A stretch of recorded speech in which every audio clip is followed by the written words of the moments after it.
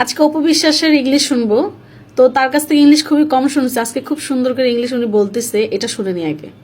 You just started your performance like me and Joy Chaudhary, whatever, any movie kind of song, any dialogues, whatever. Actually, আচ্ছা, যদিও আমি English পারি না, একটু search করে দেখি যে এটার মানে কি, বাংলা অর্থ কি। এক মিনিট। একসঙ্গে কোনো রোমান্টিক অভিনয়, আপনি তো আমার মতো, আপনার অভিনয় শুরু করলেন আর জয় চৌধুরী যে কোনো সিনেমার গানের কথা কি শুধু তুমি একসাথে। গুগল আলো আমার সাথে ফাইজলামি করতেছে, আজকে ইংলিশ পড়তে পারি না, জানতে ইংলিশ বলতেও পারি না দেখে আমাকে উল্টাপাল্টা ইংলিশ বলতেছে তারা।